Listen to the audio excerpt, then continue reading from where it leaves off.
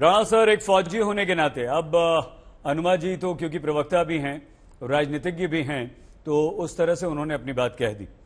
लेकिन सर, एक फौजी होने के नाते आपको लगता है कि अब क्लैरिटी आ चुकी है और अब यह आंदोलन खत्म होना चाहिए, युवकों को समझना चाहिए, या अभी भी आपको लगता है कि नहीं, सेना में परमानेंट कमीशन ही होना चाहिए? देखिए, सबसे बड़ी बात तो यह है कि जो आज जानकारी दी गई प्रेस वार्ता में, मुझे ऐसा नहीं लगता कि इसमें कुछ भी नई बात कही गई थी।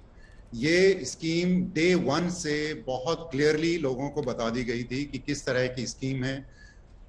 दुर्भाग्यवश न तो किसी ने इस स्कीम को पूरी तरह से जानना चाहा, न इसको पूरी तरह से समझ पाए, और इसमें तरह तरह से राजनीति भी बीच में आ गई, जो बहुत दुर्भाग्यवश है, क्योंकि ये स्कीम सेना की है और ये सेना की रिक्वायरमेंट है। मैं इस बात से सहमत नहीं हूं कि इस पे कोई विचार नहीं हुआ, क्योंकि इस पे बहुत समय से विचार हो रहा था। इस पे प्रेस वार्ता में भी ये बात कही गई कि 89 से इस बात पे विचार हो रहा था। कारगिल रिव्यू कमेटी की रिपोर्ट आप पढ़ें, उसमें सबसे बड़ा मुद्दा यही था कि कैसे हम अपनी सेना की युवा प्रोफाइल को कम करें, और ये एक रिक्वायरमेंट है सेना की, और उस हिसाब से ये स्कीम रखी गई। मैं इस बात से भी सहमत नहीं हूं कि सेना, अगर तीनों चीफ आके बोल रहे हैं आपको कि ये युवाओं के लिए सही है, ये सेना के लिए सही है, तो मैं नहीं मानता कि हमें उस बात पर हमें कोई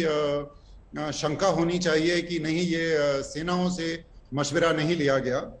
तो और जहां तक आज ही एक मैं राजनेता की बात सुन रहा था, मैं नाम नहीं लूंगा, वो बोल रहे हैं कि अच्छा, इसमें बताइए 90 डेज की छुट्टी दी जाएगी या 30 दिन की दी जाएगी, अच्छा क्या पैसा मिलेगा? ये सारी चीजें 14 तारीख को जब ये स्कीम अनाउंस हुई थी, उसमें ये सारी चीजें बता दी गई। अगर आपको नहीं मालूम है तो कृपया उसको देखें। आप उसको देखने से पहले आप सड़कों पे उतर आए, अपने हजारों करोड़ों की संपत्ति नष्ट करवा दी, सिर्फ इसलिए क्योंकि आपको स्कीम समझ में नहीं आई। आप स्कीम समझने से पहले आपने युवाओं को बरगला दिया, और ये वही युवा है जिसको हम सेना में लाना चाहते हैं। जो चीज हम सेना में लाके हम जो वैल्यूज, कोर वैल्यूज हम देना चाहते हैं, उसके विपरीत आज ये सब हो रहा है। तो ये मेरा अपना मानना है कि इसमें राजनीति बिल्कुल नहीं होनी चाहिए। मेरी ये दरख्वास्त है युवाओं से भी और राजनीतिक दलों से भी, कृपया राजनीति से ऊपर उठें। इसमें आप देखें, इसमें हर तरह से जो भी प्रावधान है, जो अगर इसमें कोई कमियां हैं, कोई खामियां हैं, बेशक उनको इम्प्रूव किया जा सकता है, जैसे रक्षा मंत्री ने भी कहा। और एक चीज मैं आपके चैनल के माध्यम से बता दूं कि इस स्कीम के तहत लगातार इम्प्रूवमेंट का इसमें प्रावधान है, और इसके लिए रक्षा मंत्री को कैबिनेट में भी जाने की रिक्वायरमेंट नहीं है। वो अगर जो भी चाहे इसमें, और ये अभी तो रोल आउट हुई है, अभी इसमें 4 साल का वक्त है उन युवाओं को कंप्लीट करने में।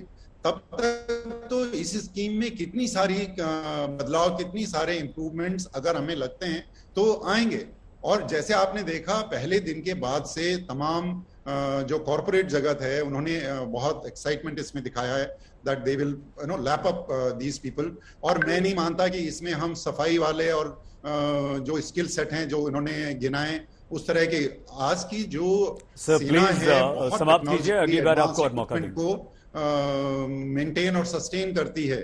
तो स्किल सेट्स आर ट्रेमेंडस, और कई सारी चीजें हैं जो उसको सीखने को मिलेगा उसकी कोर वैल्यूज के अलावा।